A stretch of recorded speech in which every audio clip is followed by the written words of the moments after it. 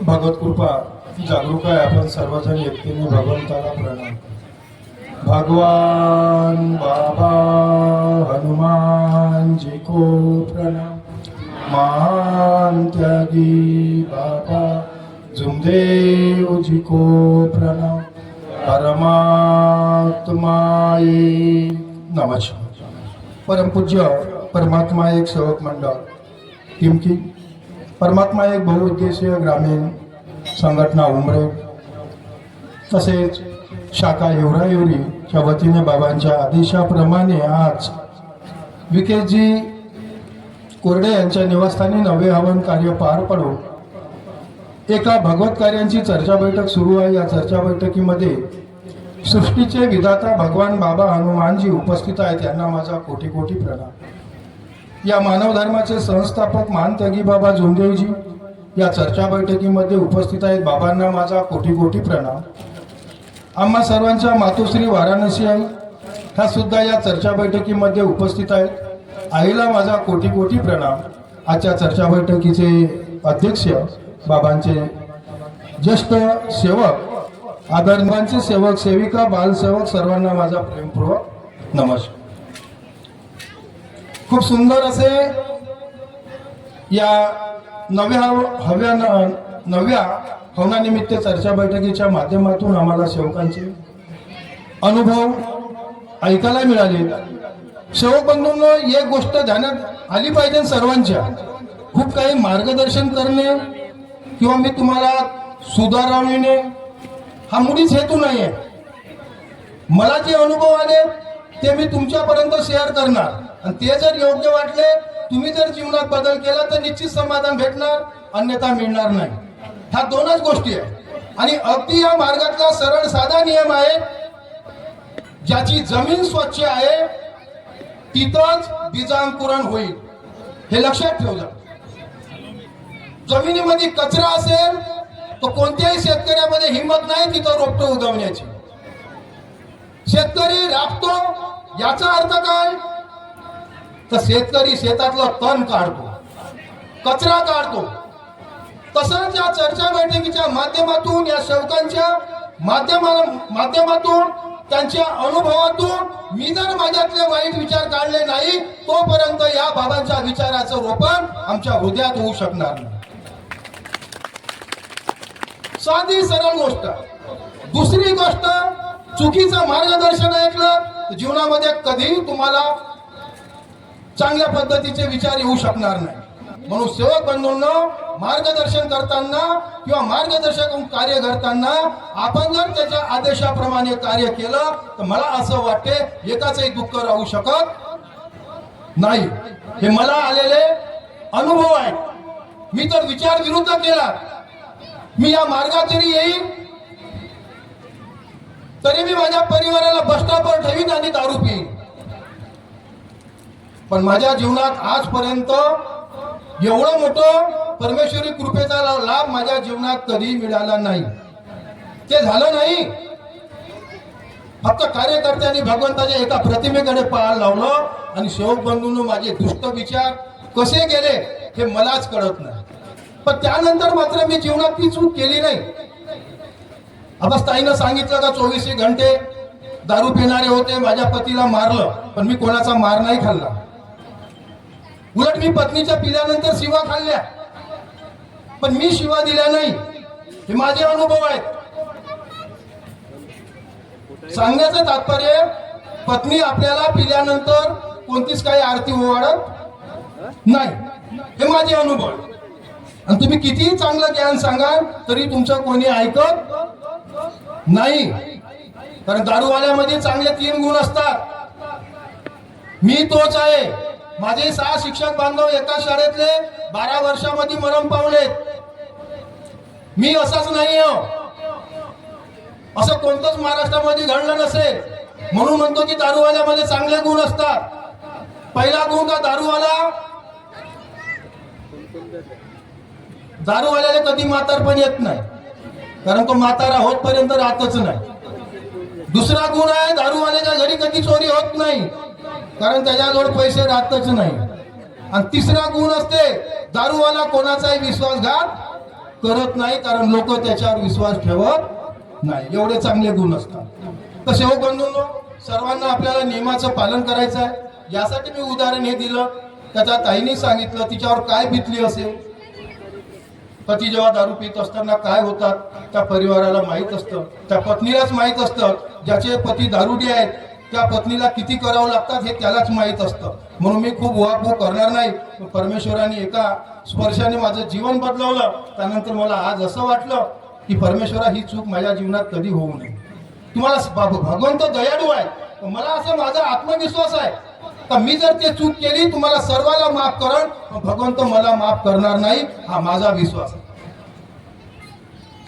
म्हणून मला ती करायची नाही.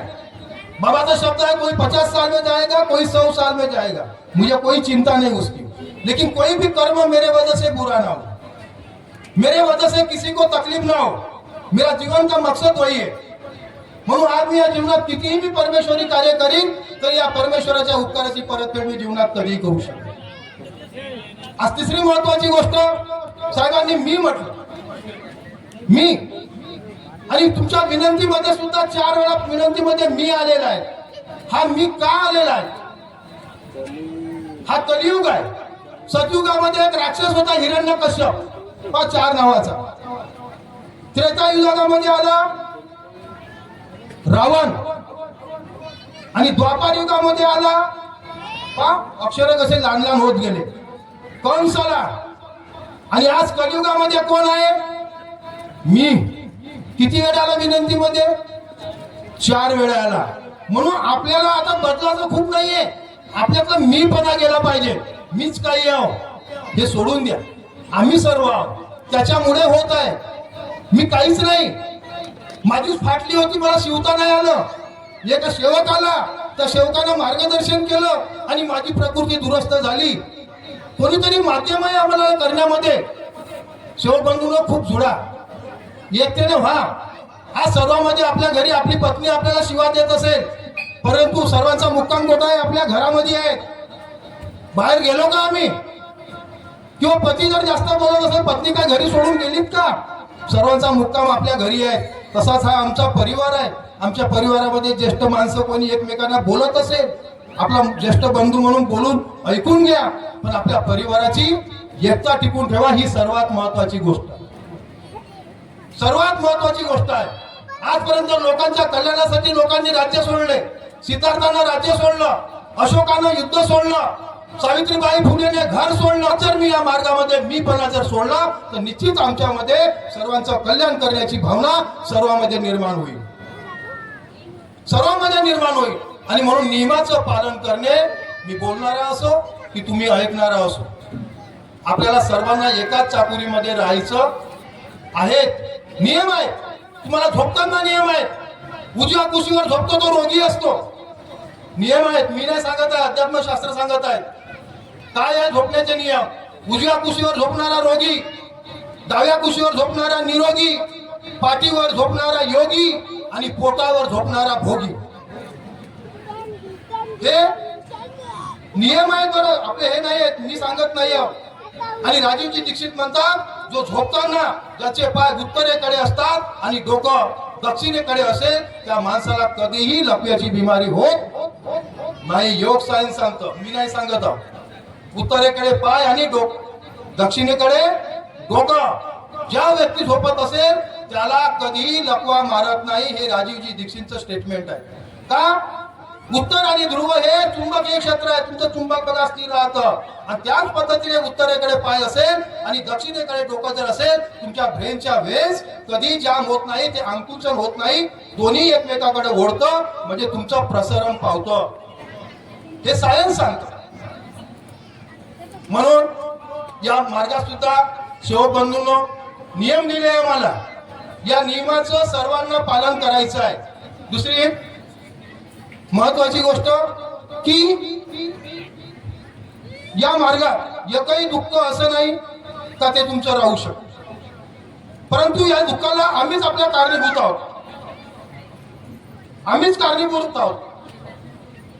मला असं वाटते तर आपण आपल्या परिवारामध्ये जर मर्यादेचं पालन केलं तर दुःख येत नाही.